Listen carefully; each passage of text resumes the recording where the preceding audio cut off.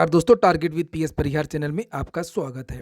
आइए शुरू करते हैं और देखते हैं कि आज के समाचार पत्रों में विद्यार्थी जीवन से संबंधित कौन-कौन सी सूचनाएं हैं। तो वीडियो को जल्दी से लाइक कर दें, शेयर कर दें और जिन छात्रों ने चैनल को अभी भी सब्सक्राइब ना किया हो तो जल्दी से सब्सक्राइब कर लें ताकि आप लोगों को भी इसी प्रकार के ऑथेंटिक अपडेट सबसे पहले मिलती रहे। आगे बढ़ने से पहले एक और सूचना उन विद्यार्थियों के लिए है जो विद्यार्थी UP triple S C Uttar Pradesh लोक सेवा आयोग की आरओ एआरओ व अन्य प्रतियोगी परीक्षाओं की तैयारी कर रहे हैं।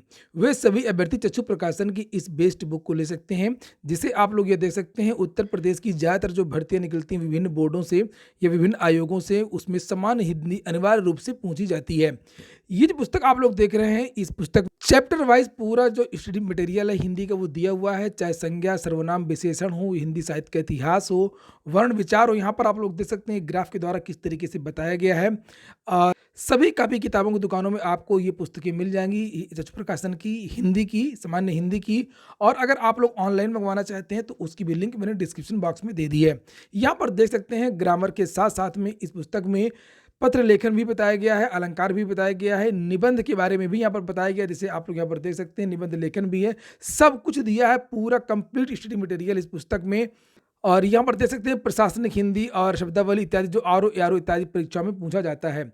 चलिए अब शुरू करते हैं और देखते हैं आज के समाचार पत्रों को। लिखा हुआ है शिक्षकों के 30,000 पद खाली पर भर्ती का अता पता नहीं है।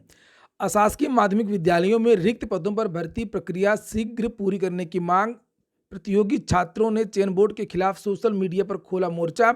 लिखा है प्रदेश के अशासकीय सहायता प्राप्त माध्यमिक विद्यालयों में शिक्षकों के 30,000 पद खाली पड़े हुए हैं। बात हो रही है टीजीटी और पीजीटी की।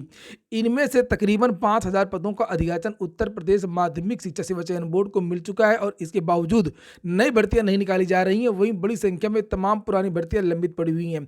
भर्तियों में भ्रष्टाचार और बेरोजगार के खिलाफ मोर्चा खोल चुके प्रतियोगी छात्रों ने रिक्त पदों पर शीघ्र भर्ती प्रक्रिया शुरू करने किए जाने और लंबित भर्तियों को समय से पूरा किए जाने की मांग की है। प्रतियोगी छात्र संघर्ष समिति की ओर से सोशल मीडिया पर जारी किए गए मांग पत्र में शिक्षकों के रिक्त पदों पर भर्ती की मांग किए जाने के साथ ही कई महत्वपूर्ण मुद्दों पर चयन बोर्ड को घेरा है।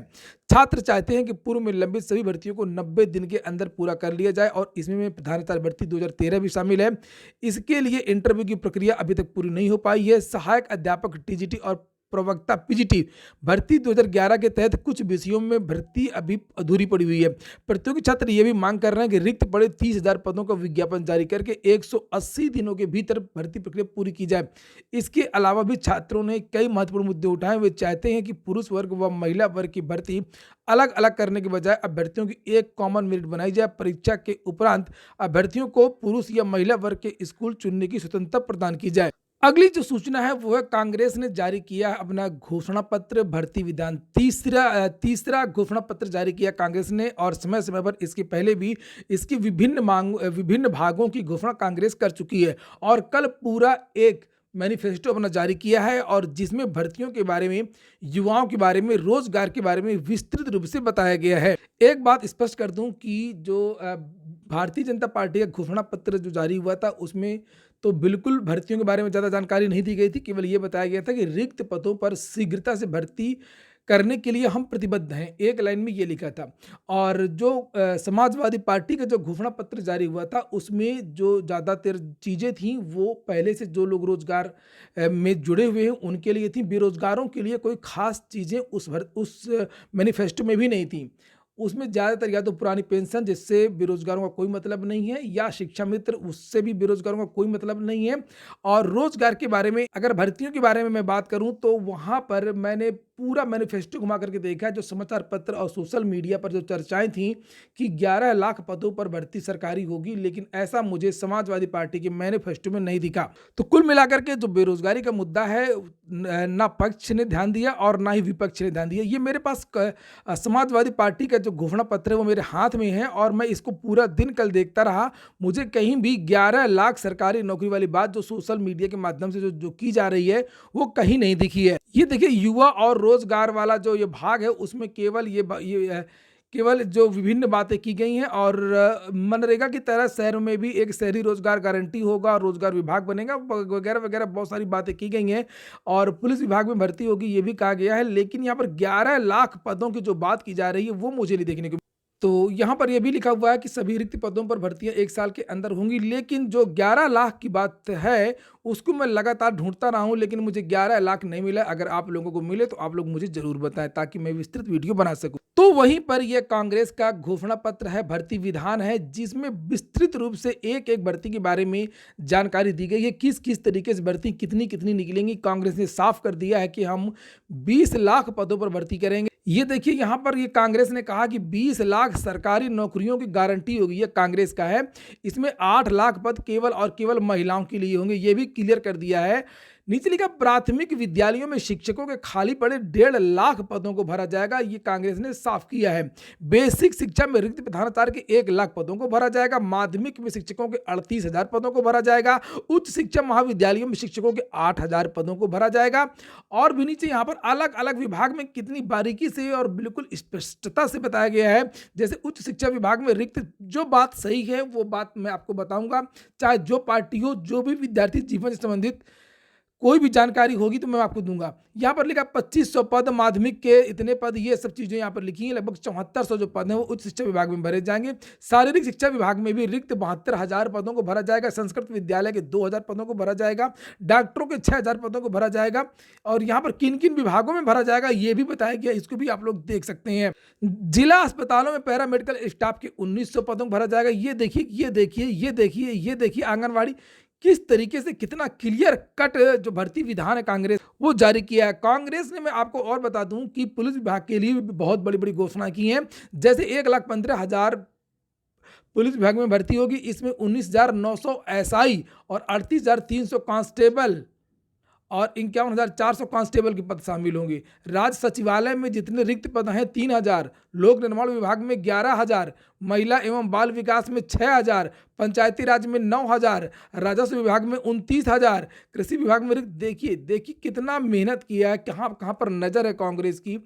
और ये सब बातें यहाँ पर कही गई हैं। इसके बाद एक बात और बता दूं कि कांग्रेस ने भी शिक्षा मित्रों को नियमित करने की बात कही है। ये देखिए, संविदा कर्मियों और शिक्षा मित्रों को नियमित किया जाएगा, ये जो मुद्दा है वो कांग्रेस ने भी अपने घोषणा पत्र में रखा है।